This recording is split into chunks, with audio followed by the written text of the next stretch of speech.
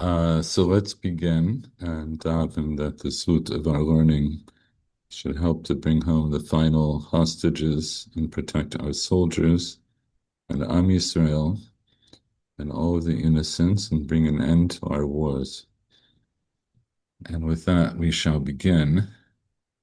Um, okay, so let me remind you. Okay, so actually, last time we were looking at the Shulchan Aruch.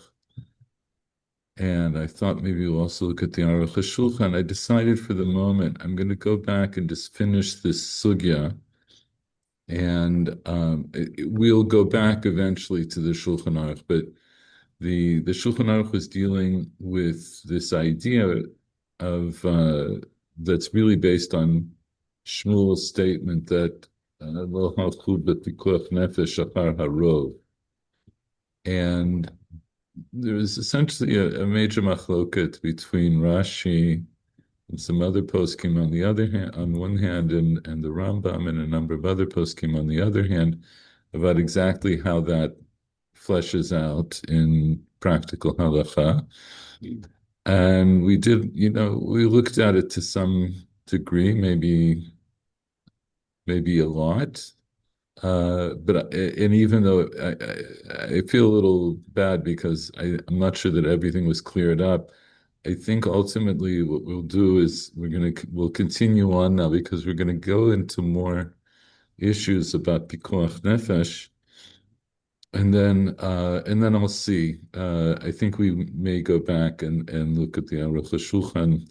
We'll see. Maybe even if we have time tonight, we'll go back and do it. But I thought it might be better just to finish till the end of this particular sugya, because then we're going to get into the next part of the Mishnah, where the Mishnah talks about somebody that we see somebody or we think somebody fell under a mapolet and how we handle that, because we get a lot of practical halacha from that in terms of things that are very relevant today, about saving life, about end of life issues. And I want to spend more time on that. And whereas this part of the sugya, although it's very important, I think it's a little bit obscure. So let's do this. So I want to remind you that a few weeks ago, I want you to keep your eye on this. We learned this Mishnah from Machshirin that said Matzaba Tinok Mushlach, right? So this is the case where you find an abandoned child in a city, and the Mishnah says Imrov Goyim Goy. If most of the people in the city are Goyim, then we consider this child to be a Goy. Imrov Yisrael, if most of the people in the city are Jews, we consider him to be a Jew. Mechza al Mechza, if it's half the city is half Goyim and half Jews, we consider him to be a Jew. And then we had two statements, right? We had Rav. Rav said, Lo shanu ela hachyoto, aval yachso lo.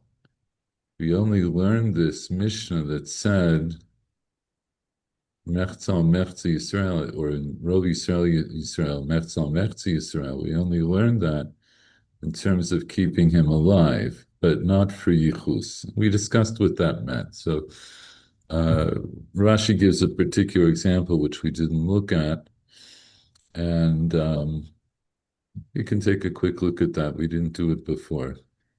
Uh, Hello, Paul. We're just doing a little Hi. bit of review, and we'll see where we go from there. So here, Amar Rav Lo Shanu Ela Hachyoto. Lo Shanu. We didn't learn that. What didn't we learn? The Imrov Yisrael mechazkinan leili Yisrael ela hachioto. We didn't learn that in the case where the city is mostly Jews, that we make an assumption that he's a Jew only for the purpose of keeping him alive. So then, and then what does that imply? It implies not for all intents and purposes do we consider him to be a Jew. So for what purpose don't we consider him to be a Jew? So Rav says liyakso lo for determining his genealogy, we don't consider him to be a Jew. So Rashi gives an example. Well, liyakso could go. He says, for example, im nikevahi. Let's say it's a girl. She kohen mutarba lo, that she would be allowed to marry a kohen. No, we don't consider her to be Jewish to that extent. That is, a Kohen has to marry a Betula. He has certain restrictions on who he can marry.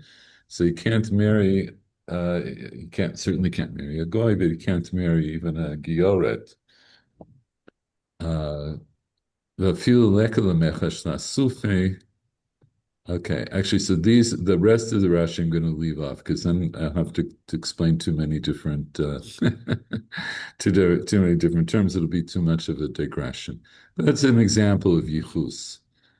Shmuel ma'ofekech alav et agal, and the Gemara explains that Shmuel, when he said the fakech alav et agal, Ki Itmar de Shmuel Aresha Itmar. Shmuel meant, in other words, I attached that to the beginning of the Mishnah, that where it said Imrov Goyim Goy.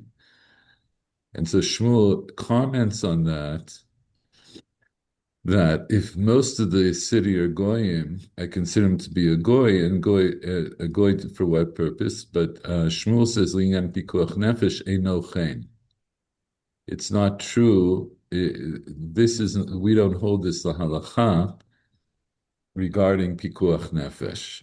All right, and this fits in with what we know about Shmuel. That Shmuel says, "But pikuach nefesh lo hachu achar harov." So, in other words, what we're saying is that when did Shmuel, when does Shmuel apply this idea that we don't use rov when we're determining whether or not to save somebody's life on Shabbat or otherwise? Um, I'm sorry, shouldn't have phrased it that way. When does Shmuel say the pikuach nefesh, you don't go after the rov? Oh, maybe that was right. So he's saying this is an example. An example would be if I have a city that's mostly non-Jews and I find an abandoned child, then I have a duty to save their life with as if I'm assuming that they are Jewish. So for the purpose of Pikuach Nefesh, I consider them to be Jews. Right? Rashi says, Enochein, that we don't go after the Rov. The Amar Afilu Berov Nachrim Mefakrim, that Shmuel is saying that even if most of the city are non-Jews, then I'm Mefakech et Agal, right? That I uncover the pile of stones to try to save this person. I'll just point out also Tosfos. Let me show you another screen. If here.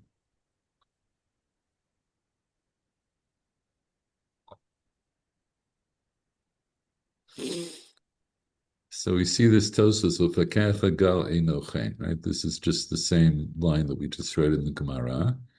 Omer Ri, so the Ri said, Dainu Tama, that this is the reason to Ein Holchin Bepikuach Nefesh Achar Harov. In other words, the reason for this is because we don't go after Pikuach Nefesh. We don't go after the Rov in Pikuach Nefesh. And why not? So he adds in the reason why. Why don't we use Rov? Because Rov is a klal, as we've explained now a number of times. Rov is a general principle that I use in many places in the Torah, many places in Halacha. I use the Rov as to determine when I don't have specific information. I'll use Rov as a way of deciding how to proceed halachically.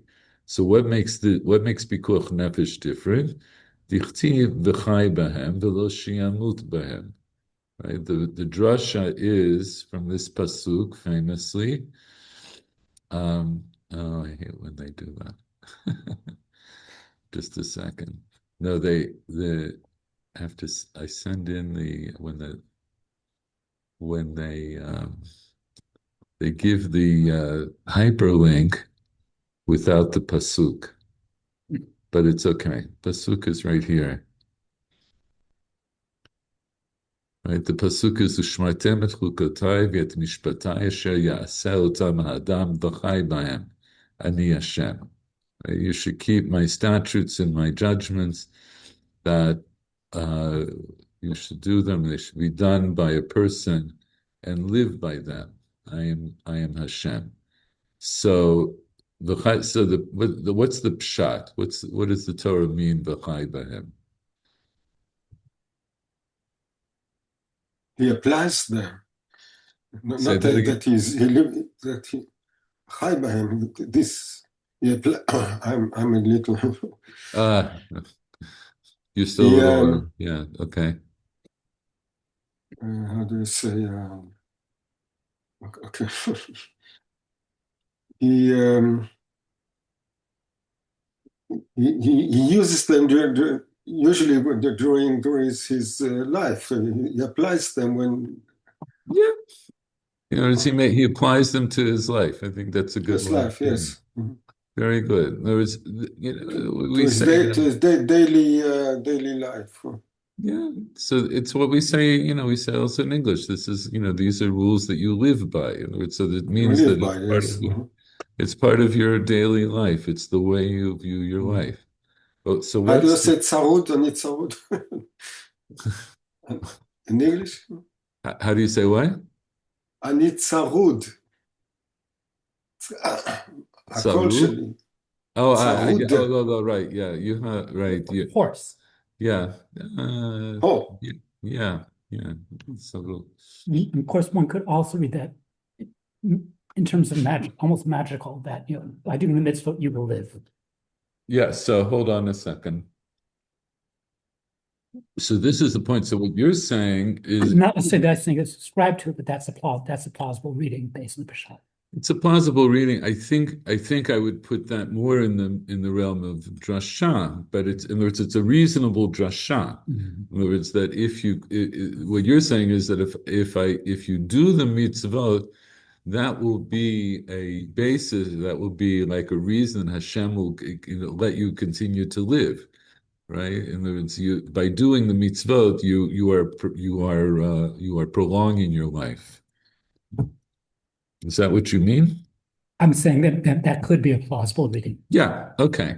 So, it's not my reading, but I could see that somebody would read it. well, it was your reading a minute ago. I'm sort of a parenthetical of. No, but that's fine. But so I would say Paul's reading is the pshat. V'chai b'hem, you should live by. In other words, all of these things that I'm telling you, this is how you should live your life. And the drasha that the Tosfos is quoting, which we will see later on in the Gemara. It's not it's not that the Re made this up. This is a little bit later on in the sugya that we're going to do, where the Gemara asks this question. Gemara wants to know what's the basis for this idea of pikuach nefesh, that I can violate other statutes of the Torah for pikuach nefesh. How do I know that? And so there are various answers that are given, and actually this is the final answer. It's given by Shmuel, actually. This is Shmuel's answer. B'chai b'hem v'lo shi'amut b'hem. So you should live by them, meaning that by following the Torah, you should follow the Torah in such a way that it will prolong your life, and not in a way that it's going to shorten your life. Right? That's v'lo shi'amut b'hem. You shouldn't die by them. And of course, we know there are exceptions to that. We know that we have we discussed earlier, right? We have 3 mitzvot that we say Yahareg ve'al Ya'avor. So there are exceptions, but let's say except for those cases, except for certain cases involving Chilul Hashem, in general, by doing this, you're supposed to prolong life. So it allows for an exception of pikuach nefesh. But the way he ends off here is very strong, and this is quoted a lot by later poskim. "V'chai behem v'leishemut behem shelo yuchal lavo b'shum inyan lidei mitat Yisrael." You can't come in any event that's something that will bring to the death of a Jew. So, in other words, the Torah is designed to keep the Jewish people alive. And so we're going to use that as a halachic notion that will prevent us from doing things or limit us doing certain things that might bring people to die. Okay, we're going to go on now in the sugya. The rest of this sugya, excuse me, the rest of the sugya deals with this Mishnah in Machshirin, and it goes into a little bit more detail. One of the questions that you could ask about the Mishnah, um, you can ask why it brings this line at all, V'imrov Yisrael Yisrael. It could have just said Mechza Mechza Yisrael. Why? Why would that have been sufficient? Because if it's because Homer, if it's Metz and Metza, then it would be Homer, it'd be Rove. Yes. So in other words, the idea of Yimrov Yisrael Yisrael is in a sense superfluous, because once I know if it's 50-50, I consider him to be a Jew. I shouldn't have to be told that if most of the people are Jewish, that he's a Jew. So think about that now. We're going to look at how the Gemara learned the rest of how the Gemara looks at this Mishnah. So Michael Schwartz, you can read him. Rov Goyim Goy. Can you switch back screens? Yeah, I can. I'm sorry. איפה זה? Okay, now you should be able אוקיי, to. אוקיי.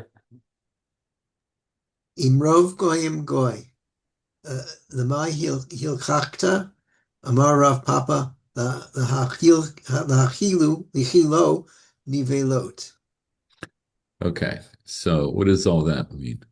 So if the majority of citizens in the town are goyim, then we consider the child a goy.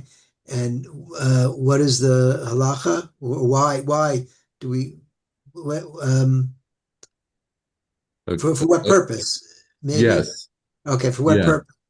And Rav Papa says in order to feed a carcass, treif, I guess. yeah, to feed, yeah. Nevelot are carcasses, right? It means non-kosher meat.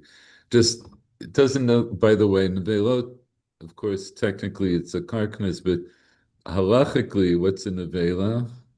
What's the definition of a nevela halachically? An animal that wasn't slaughtered properly, didn't undergo Yeah, shechita. yeah, an animal that didn't have kosher shechita is a nevela. So it could have been slaughtered. But if the shechita wasn't kosher, we consider it halachically to be a nevela. So it doesn't mean that you necessarily Can also die in some other way. Just Yes, it could have died. A nevela it's any animal that was not killed by kosher shechita. Obviously, this is not necessarily roadkill. It could also be Could be really said not necessarily. but it's not necessarily, right? It could be roadkill. It could be an animal that died of natural causes. Mhm. It could have been shot with an arrow. I mean, it doesn't matter. However it died, as long as it didn't die by natural means, we consider it to be an avela. Okay, but okay, to the point. So what's Rav Papa saying? In Rov Goyim Goy, Lemay Hilchata. What's he asking when he's asking Lemay Hilchata? How for what purpose? Why? For what purpose do we consider it a goy? Right. How can For we? what How do we treat purpose him do like we a goy? consider this child to be a goy? In other words, there has to be a halachic outcome. There has to be a halachic meaning to this idea that we consider the child to be a goy. So he says the meaning is that we can feed him non-kosher food, right? We have no obligation. We have no obligation to feed them kosher food. And this is coming now in light of what Shmuel, the way we understand Shmuel, that Shmuel said that actually Imrov Goyim Goy but not for the purpose of pikuach nefesh, right? So the Shmuel said when it says rov goyim goy means it doesn't. It means that even though we consider him to be a goy, but nonetheless, because we don't go after rov for pikuach nefesh, we will treat him as a Jew. So now the Gemara wants to know, okay, so when, for what purpose do I treat him as a goy? If I'm already going to save his life on Shabbos, so what do I treat him as a goy for?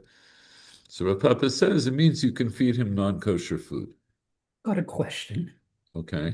And so after we've saved him on Shabbat, does that change his status? No. No, What? it doesn't. Well, why might you think it would? And Because we've saved his life and done so in a public way on Shabbat. yeah, So arguably it could be a hill. But two reasons. Arguably it could be a hill if we say no, but he's not a Jew anymore. And also once one's saved a child's life, then there's presumably some emotional bond. okay. Well, the second reason is very nice, But but it's not a lot. I don't think it'll have any halachic meaning, as sad as that might be. No, but the first thing you said, it's a reasonable question because you could say, all right, as long as nothing happens to this child, so I can treat him as a goy, but if I have to save his life, I'm demonstrating that he's a Jew. I've done a maaseh, I've done some kind of a practical demonstration that shows that he's a Jew. But nonetheless, for halachic purposes, he will still be a goy for every other reason. Uh, let's look at Rashi here. So would saving his life also could that also be regarded as a kind of kinyan? No. Okay, sort of like basically like taking him into like the community or taking him to. Well, Kinyan has a lot of Okay, maybe the implications that I guess the implications that yeah. That's Kinyan the is wrong different. Yeah, it's the wrong term. No, let's leave that. Okay. let's leave that. Okay, Paul, why don't you read Rashi? Lamai hilchata. למאי הלכתה, הווה נוחי אליבא דשמואל. כיוון דאמר מפקחים עליו, כל שכן דמצווה להחיותו, ולמאי הלכתה, הווה נוחי. Okay, so let's translate this. Lamai hilchata havi nachri aliba dishmuel. Can you explain that?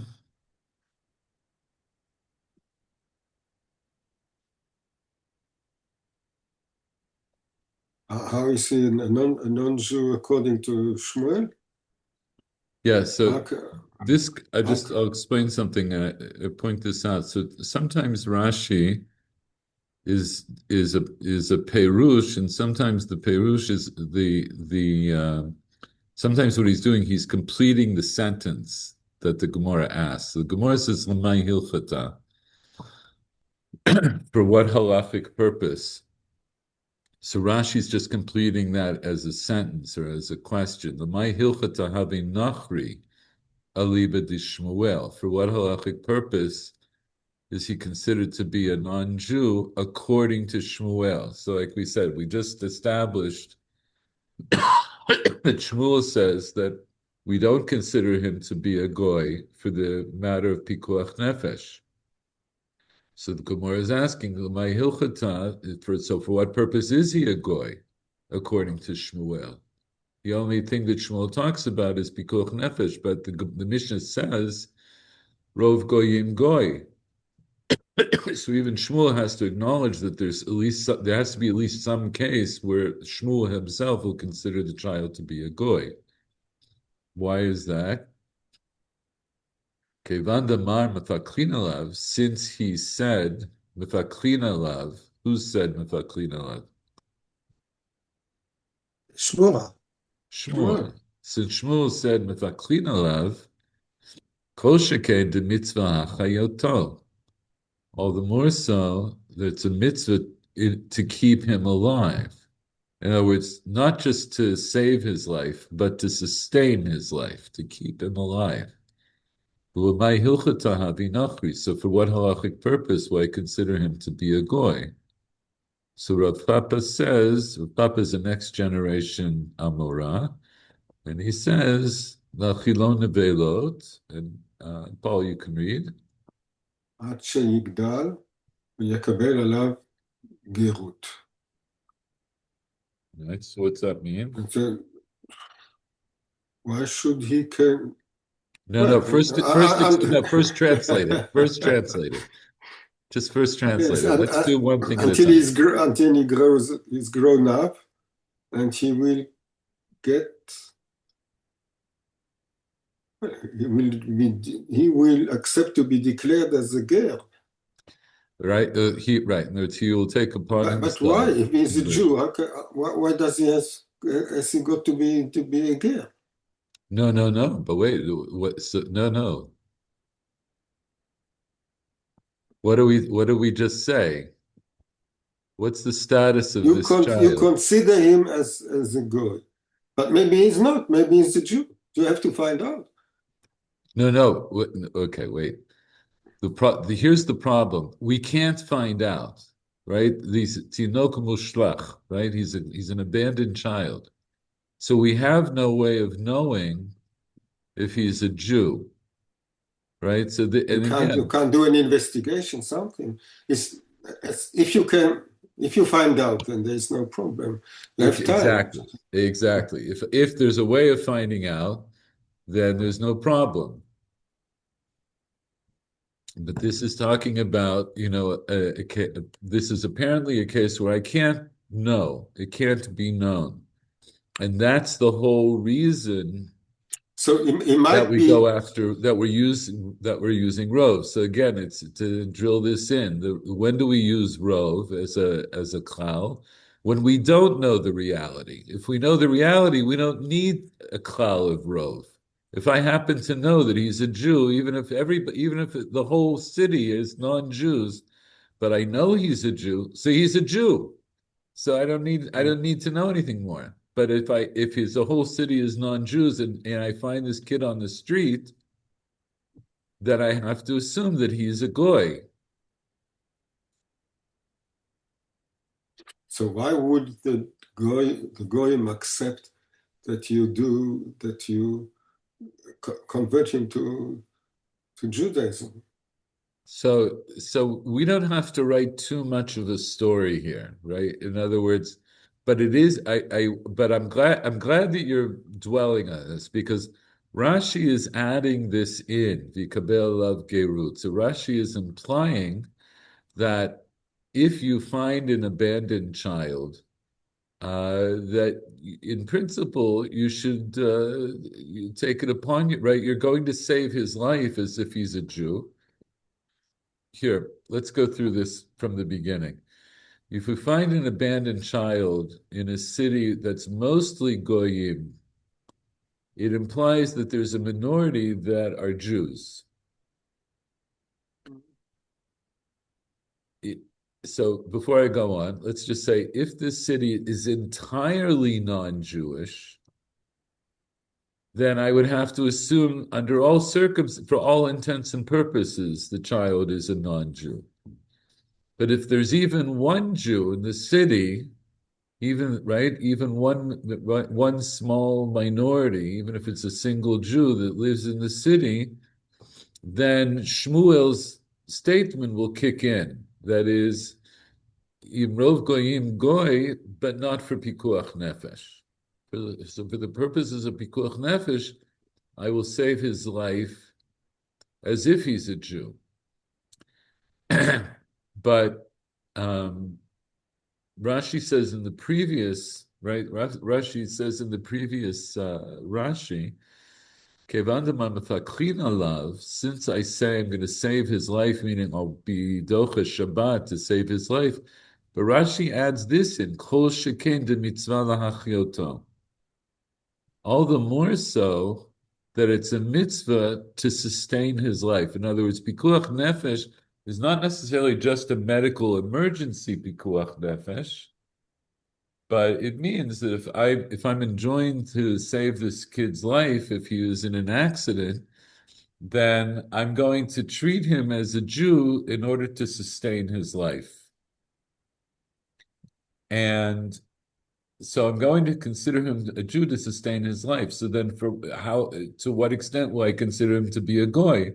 So Rav Papa says, I'll consider him to be a goy that I can feed him non-kosher food. But since I'm sustaining his, right, because that will be help to sustain his life. But once he's of age, then I will bring him to a place where he should accept upon himself gerut, because until now, I don't consider him to be a full Jew. It's somewhat related to what Michael Werner asked a few minutes ago, right? That once I save him, do I consider him to be a Jew? Mhm. So Rashi is fleshing this out in this way. I don't really consider him to be fully a Jew, but if I'm commanded to save his life in the case of an accident, Rashi makes he's making a halachic statement. All the more so that I have to keep him alive. So that means that I'm going to have to feed him, I'm going to have to clothe him, I'm going to have to take care of him.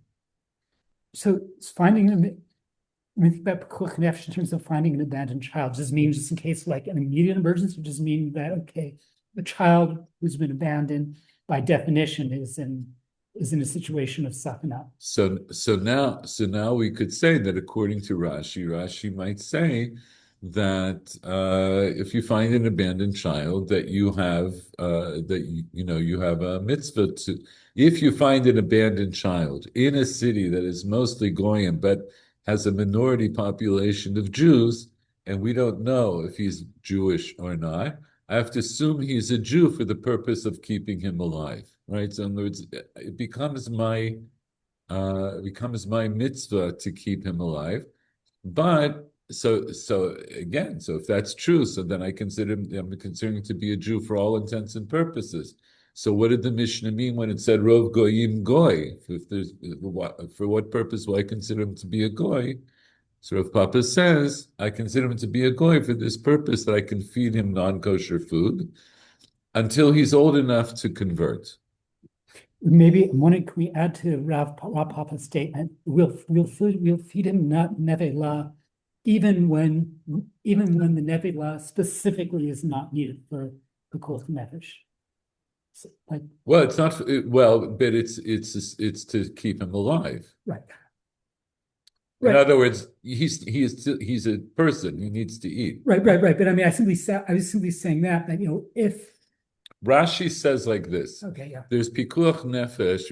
We understand pikuach nefesh. It's a term that we use when there's some kind of catastrophe or some kind of medical emergency, that we invoke pikuach nefesh to say, I'll violate Shabbos to keep this person alive.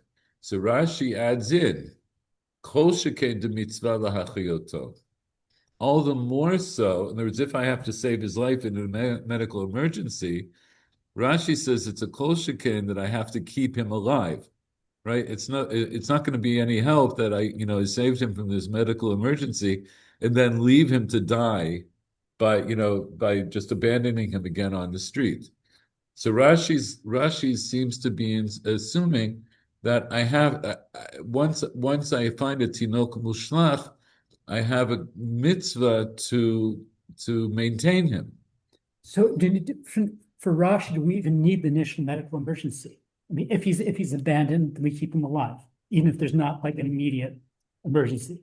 Apparently, in other words, Rashi seems to be saying that pikuach nefesh is one aspect of it, but if I find an abandoned child, I would have a mitzvah just to keep him alive in any event. But I don't have to treat him as a Jew for all intents and purposes, and I'm allowed to feed him non-kosher food, right? It might be less expensive for me to maintain him with non-kosher food. So I can give him non-kosher food. So all of this to say, that's how the Gemara then understands this Mishnah, this part of the Mishnah, Rov Goyim Goy, It means that even though I have a mitzvah to save his life or to sustain his life, but I can sustain his life with non-kosher food. Okay. Sure. Yeah. Sure. Yes. Nowadays, Jews, also other people, but also Jews, adopt children which have been abandoned, not just in Israel, somewhere in the world, in Brazil, I don't know, somewhere else. Usually, when they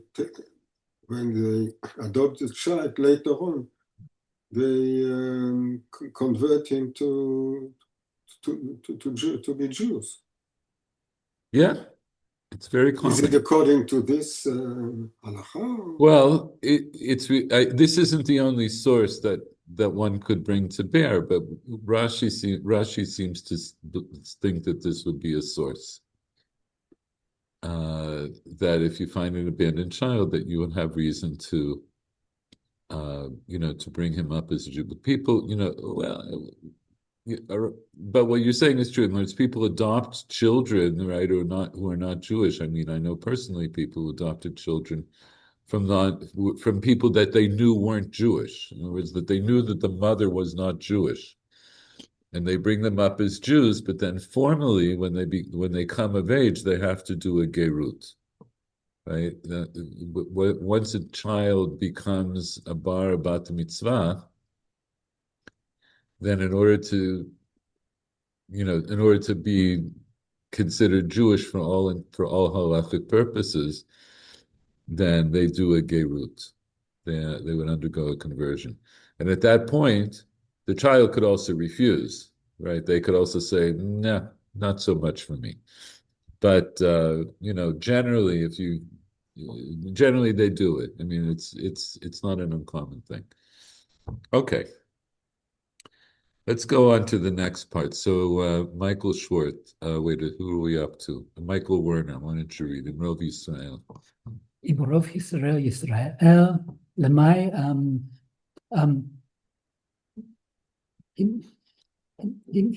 excuse me, Hilchalta, Hilchata.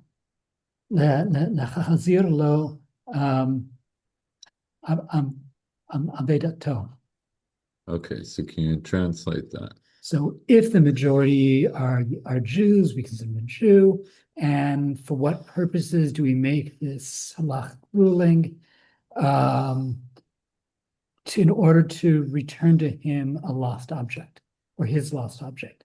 Okay, so what does that mean? That there is an obligation to return to Jews objects that they lost. Okay. And that there isn't the same level of obligation for non-Jews. Okay.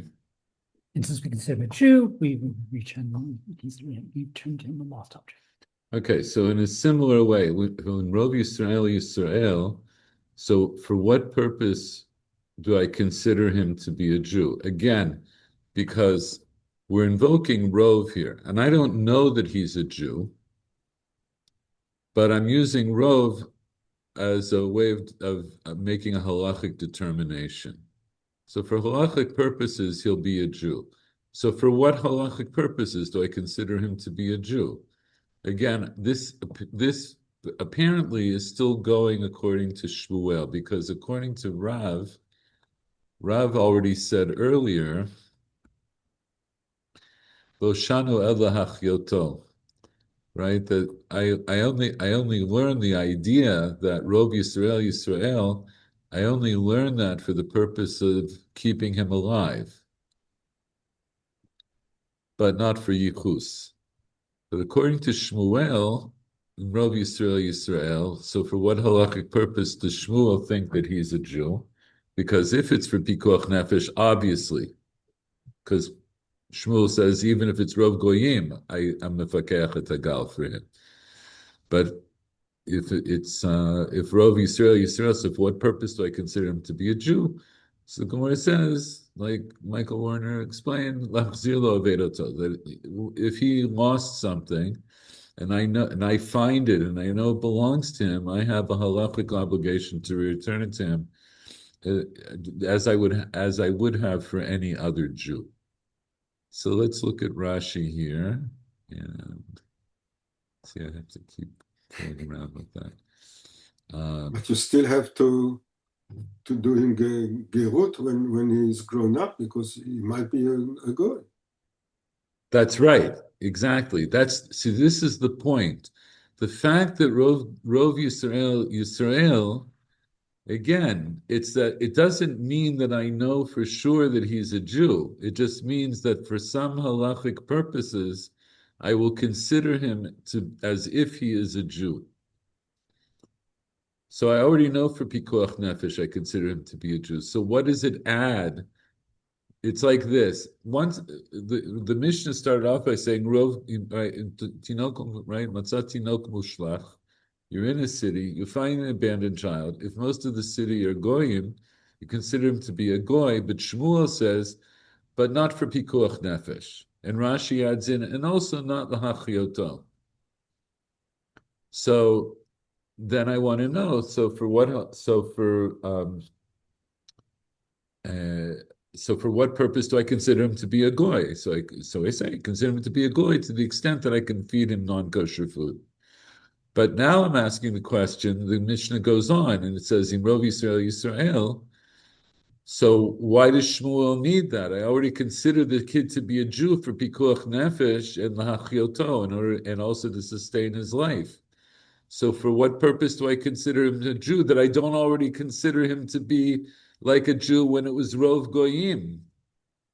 So it says, what's the difference if I find a Tinok Mushlach in a city that's Rov Yisrael, I will now consider him to be a Jew not only for Pikuach Nefesh and not only Lahachyoto, but also Lachzira Vedato. That's why I need the Mishnah, because otherwise the Mishnah, according to Shmuel, you could have said in Rov Yisrael, in Rov Goyim Goy, but not for Pikuach Nefesh and not Lahachyoto. And it could have stopped. And I could have said, okay, so I consider him to be a Jew for those purposes, and for nothing else. I won't consider him to be a Jew for any other purpose. But the Mishnah says, in Rov Yisrael, Yisrael. So it must mean that there's some other aspect of being a Jew that comes into play if I find him in a city that's mostly Jews. So that what comes into play is that I have to be Machzir Aveda. Rashi says, wait, who was reading? You were reading. You can go ahead. In Rov Yisrael, it looks that Papa and Shmuel, they try to circumvent an expression, I mean, the Mishnah, which is too strong, and they wouldn't like to accept it the way it was phrased in the first at the beginning. We try to find all kinds of excuses to circumvent it. That's what I see. Okay, so let me talk. So what you're saying is, look, you could say to Shmuel, it's all very well and good that you think that you should save the life of this child, but the Mishnah says in Rov Goyim Goy. Mishnah says, I consider him to be a goy if it's Rov Goyim. So why are you coming in and saying that I have to save his life as if he's a Jew? Why don't I use Rov here the way I use Rov throughout the rest of the Torah? And I'll say, Rov informs me that this child is going to be considered as a non-Jew. So that's the point of Tosfos. That was the point of the Ri. That the Ri, I'm not, how can I put this? What you're saying, you're asking a good question. It seems like Shmuel is undermining the words of the Mishnah itself. Maybe undermining is too strong. Just circumvent, to find a way Yeah, to okay. okay, actually, yeah, however, whatever word you want to use, it's as if Shmuel is not reading the plain pshat of the Mishnah. And so what I Well, I understand. agree with the Shmuel, yes, that's okay. It's okay what he does, but you see, he has this text, and So, but what's the obviously so it doesn't like it the way its okay, plain meaning. so the So what he I would tries to change find a way of.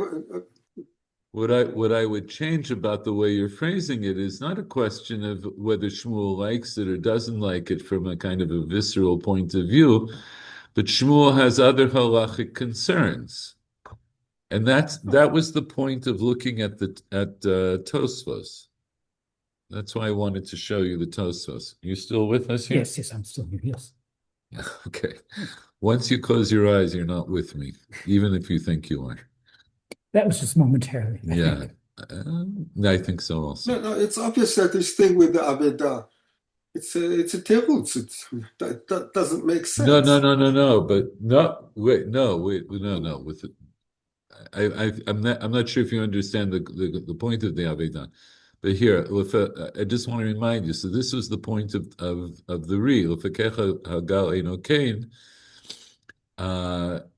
אומרי, דהיינו תיים דין הולכים בפיקוח נפש אחר הרוב, משום דכתיב בחי בהם ולשימות בהם. That's okay. And wait a second, שלא יוכל לבוא בשום עניין לידי מיתת ישראל. So what was the point of this last line? That you can't come under any circumstance to bring to the death, like to lead to the death of a Jew. In other words, here the rove of the city are goyim, but there's a minority that are non-Jew, that are Jews, right? There's a minority that are Jews. So this child might be in the minority.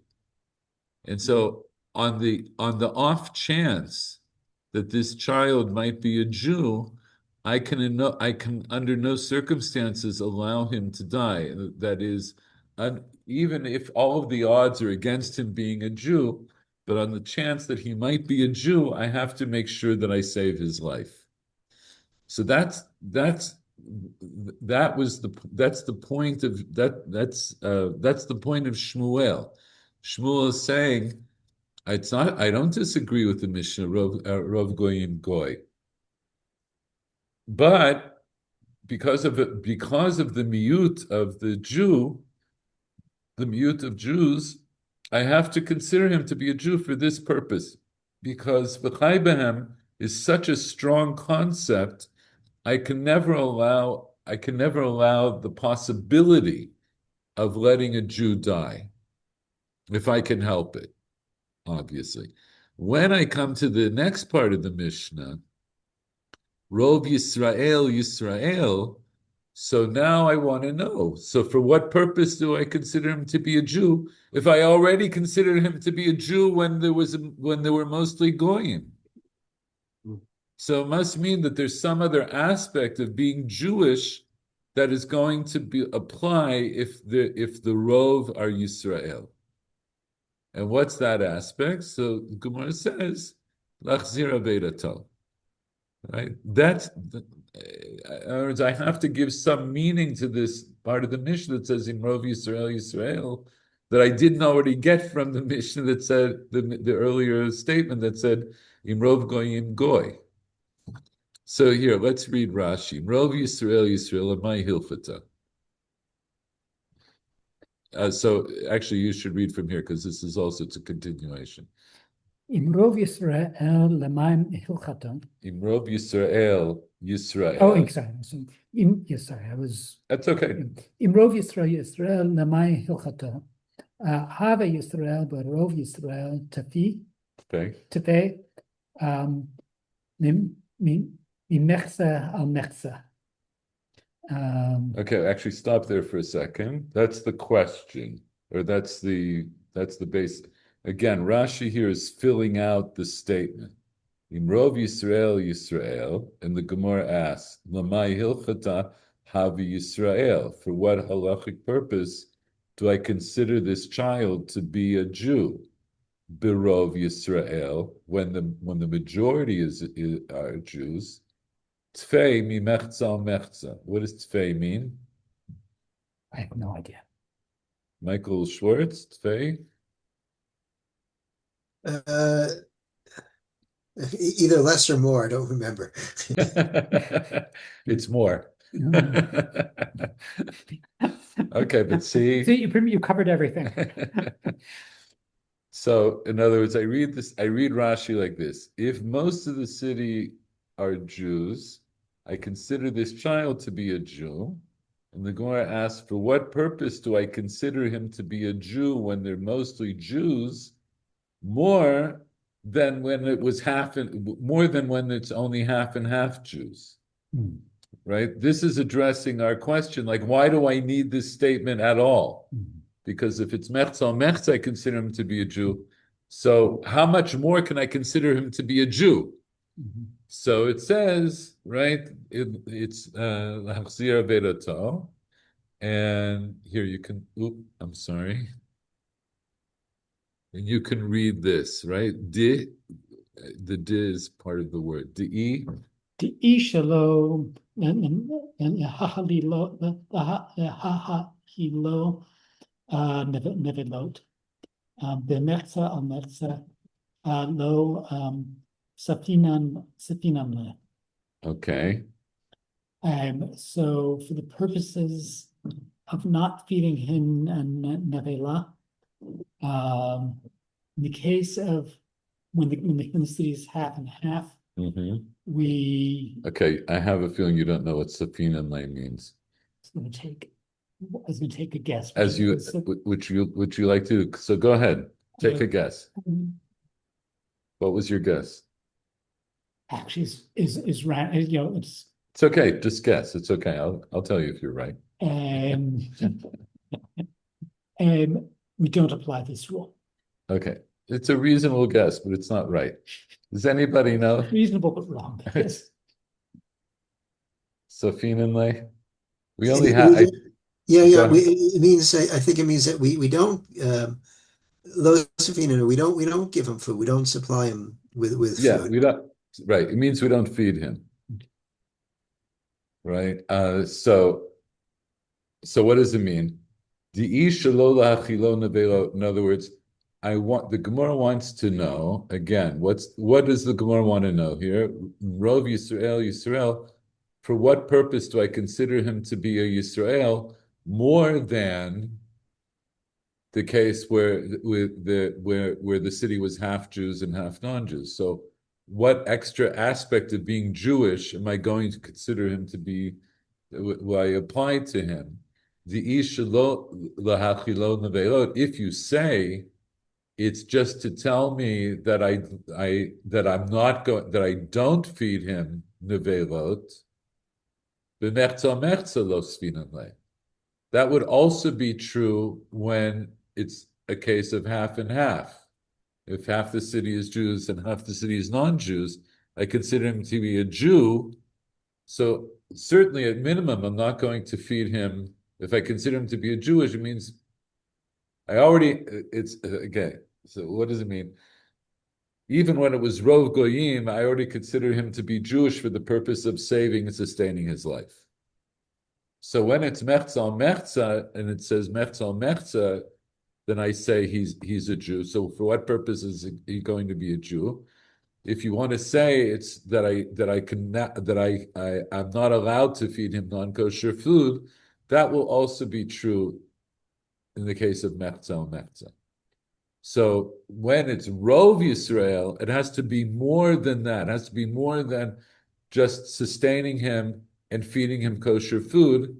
So it means that now he has certain property rights. And that is, and to what extent does he have property rights? That if he loses his property, I am obliged to return his property.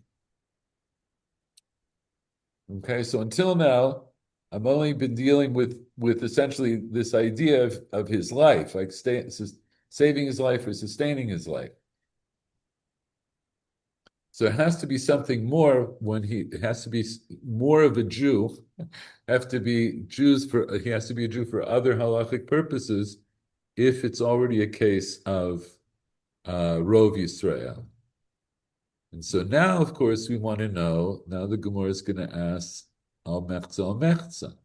So, Michael Schwartz, mechza al mechza. Meksa al Meksa Yisrael. The Hilchata Amare Shlachish Lin Zakin. Stop there. So stop there and just explain that. So in the case of 50-50, we consider him a Jew for what's the halachic purpose? Resh Lakish says for nezikin, for damages. For damages. Okay, now you can continue reading. Hechidame ini nema dinakhe Torah didan the Torah didea nete rea benishkol. Lo tzricha de nageche Torah didea the Torah didan. Palga yahev le idach palga nemale eti rai delav Yisrael ana ushkol.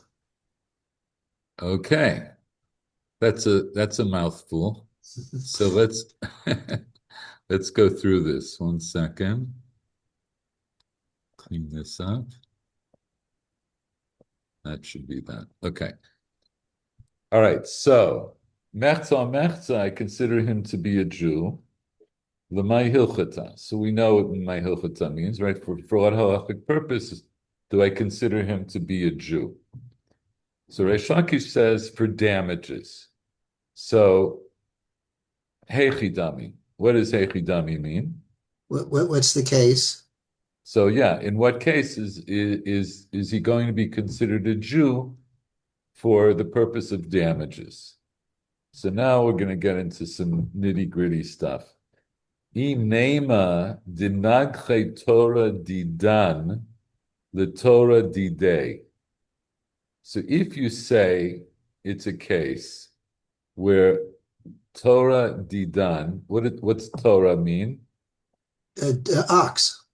An ox. It's shor, right? It's shor in Aramaic. The taf and the shin are exchanged, right? So if you say that Torah didan, what does didan mean?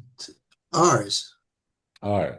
If you say it's our shore, dinagche, what does that mean? Gores. That he gored the Torah didei. His ox. Okay, so what's the case? So the case. So if we say that our ox gored his ox, and there should be damages, right? Then what? Naiti raya v'nishkol. Let him bring proof and we pay. Yeah, naiti raya v'nishkol, right? So you let him bring proof, and v'nishkol, and we'll pay. The grammar here is a little bit weird, but let's read Rashi. Wait a second. I want to read Rashi earlier just to remind you or to fill you in. So I'm going to read this Rashi. Rashi essentially gives an introduction to this part of the Gemara in case you didn't learn Baba Kama. Okay? So in Nizakin, Reish Lakish says, I consider him to be a Jew for the purpose of damages. So what does Rashi say? Shor Yisrael shenagach shel nachri patur. If a Jewish-owned ox gores a non-Jewish-owned ox, then the Jew is exempt from payment. The shor shel nachri shenagach shel Yisrael, but if it's the other way, if the shor of a non-Jew gores the shor of a Jew, bein tam, bein muad, mishalem nezek shalem. He has to pay full damages. So what's tam and what's muad? I mean, we didn't learn the zakin, but I'm sure that you did. Yeah, what is tam? A tam is an ox that never gored another ox before, and a muad is an ox that's accustomed to doing it. Okay, yes. So tam, the status of the tam is for an ox that didn't gore or gored once or gored twice. But if it gored 3 times, then it's muad. It's as if it's destined or liable to gore. It's a goring ox. And in that, so we'll see if that'll make a difference if it's a Jew's ox that gored another Jew's ox. But if a non-Jew's ox gores a Jew's ox under any circumstances, whether it's tam, whether it's muad, he has to pay full damage. The non-Jew has to pay the Jew full damages. The Shel Yisrael shenagach Shel Yisrael. So what if a Jewish-owned ox gored another Jewish-owned ox? Then tam mishalem chatzi nezek. If it's what's the difference between the tam and the muad? The tam only pays half damages, but muad has to pay full damages. Mishalem nezek shalem. So these are the things that you need to keep in mind as we're discussing this part of the Gemara. So Rashi gives us a very quick lesson in goring oxes. Okay. So now, Heichidami. So if you say that it's a case where Arshur gored his shore, so then let him bring a proof and take payment. In other words, what he named the nakle tor didan the tor didei, the kamrinan the mechayvin leil shlume. And we're saying that we would obligate the person who owned the shore to pay. Naiti raya di Yisraelhu. So then you would have to bring a proof that this person, maybe he's grown up now, right? That he has his own property, or even if he's a child and maybe he has property, and you're the apotropis or whatever. But he would have to bring, if he wants to get paid full payment, he would have to bring. No, I'm here, yes. You're here now. Yes. I'm not going to ask you what I just said. Don't worry. Naiti Raya di Yisraelhu. He would have to bring proof that he's a Jew. Why? Because man shelo taval bevei din l'shem gerut lo matzin, and this is where my my thing got cut off. I'm going to have to switch over to this other screen to get the rest of Rashi. In other words, we have a general rule in halacha: hamotzi mechavero alav haraya. If you want to extract money from somebody, it's the burden of proof that that person owes you money is on you. It's your burden to demonstrate that he owes money. In other words, if I come to you and say you owe me 100 shekels, you can say prove it, and that would be the halachically correct stance. So then I pull out a check that you gave me or whatever it is. But if I don't have any proof, and I don't have either a document that was witnessed and signed, or I don't have witnesses that saw that for whatever reason you owe me 100 shekels, then even if I go to Beit Din will say, there's nothing we can do. You have to prove that he owes you money. So here, what's the thing? Why would this person be? Why would this child? Why would he be owed money? Because your ox, a Jewish ox, gored his ox. So if he's a Jew, you have to pay him full payment, and if he's not a Jew, you don't have to pay him anything. So let him bring a proof that he's a Jew, and then you'll pay him. Let's look at Rashi here.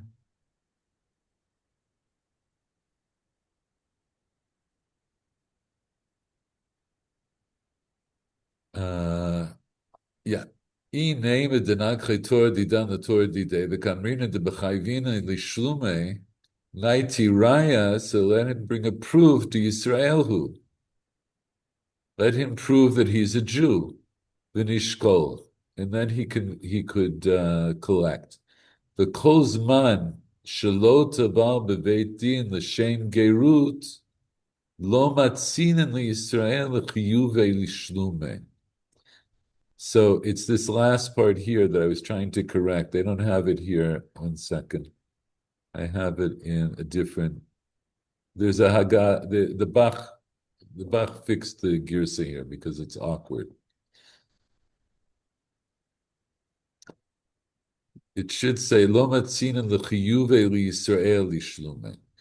In other words, unless he can prove that he's a Jew, then I can't make another Jew pay him.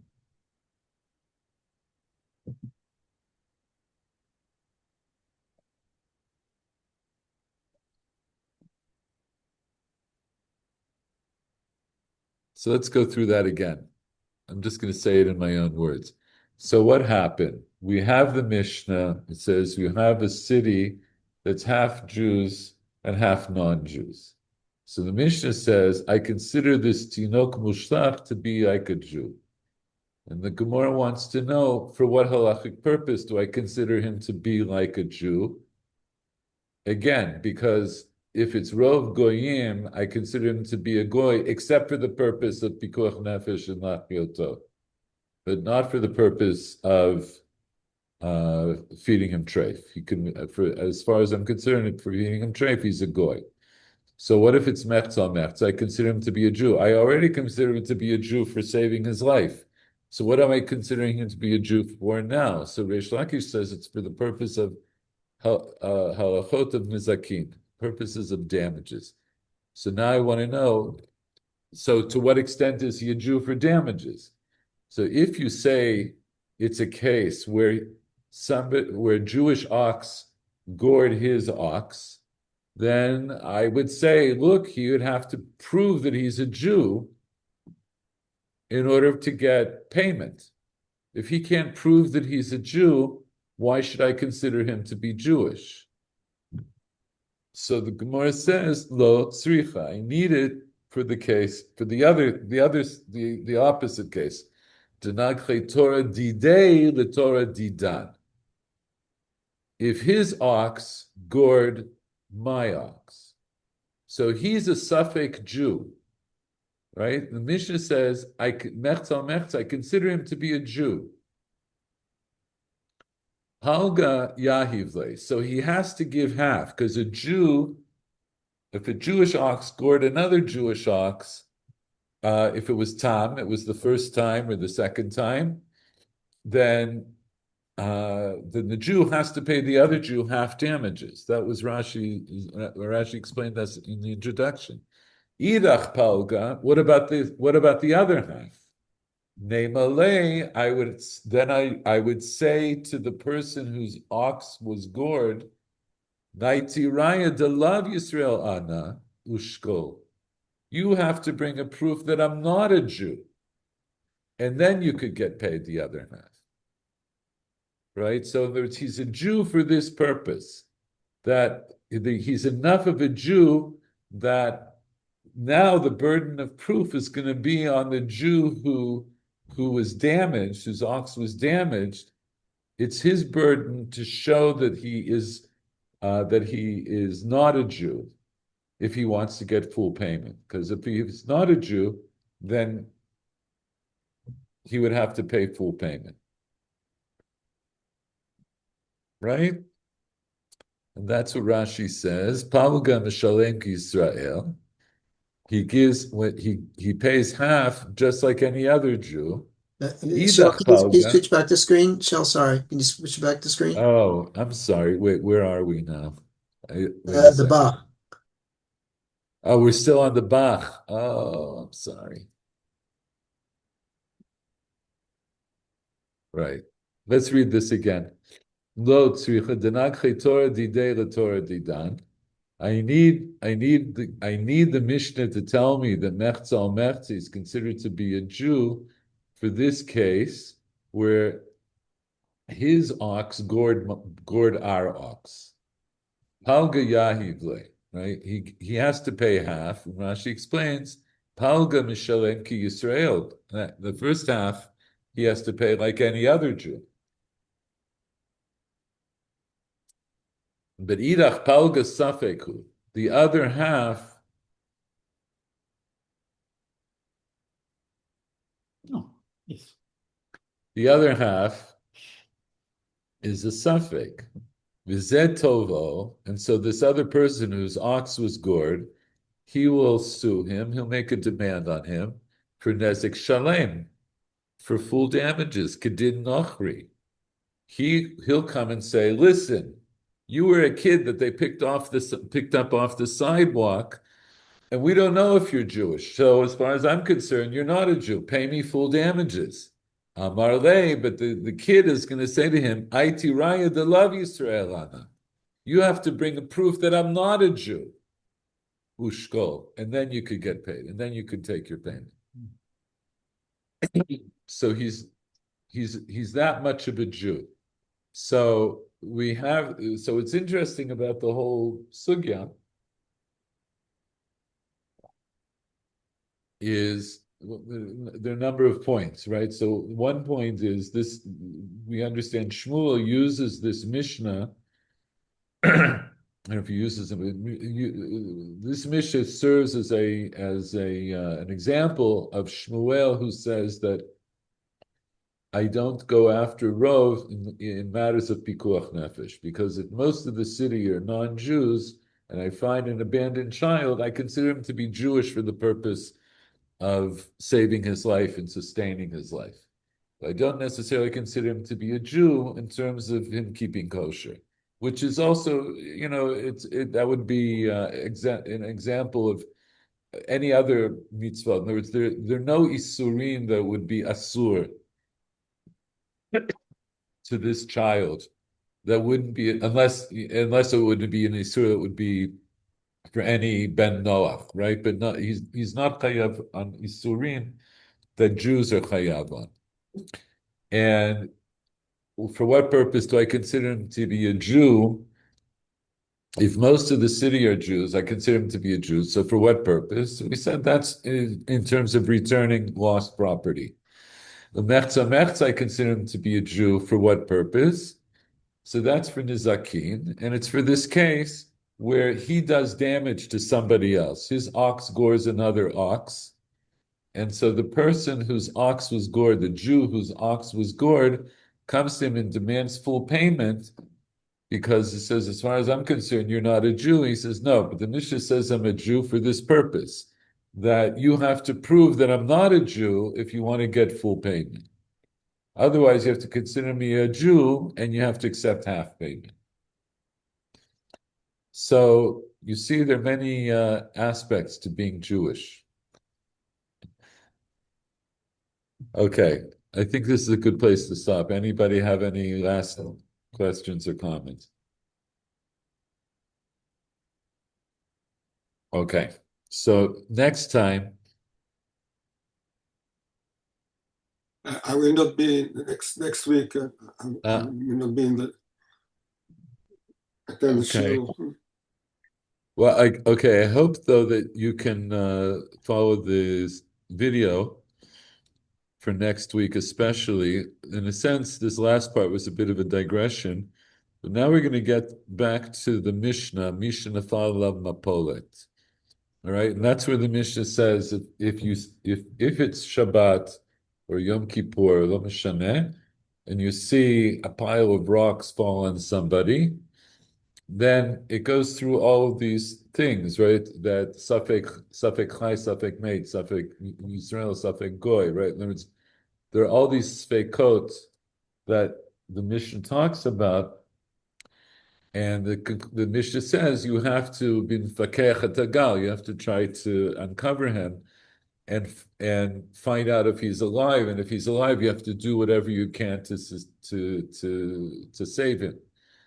So this beginning now, this part of the sugya, like I said at the beginning of the shir, we're going to learn that part of the Mishnah very carefully, and on that we're going to see that this has very direct hashpachot, implications for practical halakha today, and all kinds of issues like end of life issues.